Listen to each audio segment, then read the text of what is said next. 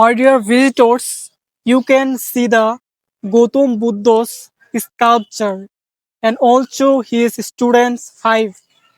Actually, you can see five students, and on the opposite side, the first is Gautam Buddha. The Gautam Buddha first after actually meditating, he got his Buddhism, and finally he actually spread his actually speech or his religion. First of all, five students. That's why you can see five students. Gautam Buddha actually he teach them. So you can see written in Bengali যে গৌতম বুদ্ধ প্রথমে 6 বছর meditation করার পর তিনি বুদ্ধত্ব লাভ করেন। এরপর তিনি 5 জন ছাত্রের কাছে সর্বপ্রথম তিনি বুদ্ধ প্রচার করেন, যার ফলে এই দৃশ্যটা এখানে আমরা দেখতে পাচ্ছি। So maybe you can understand what I mean you.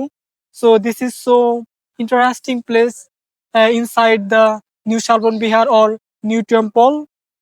So thank you very much.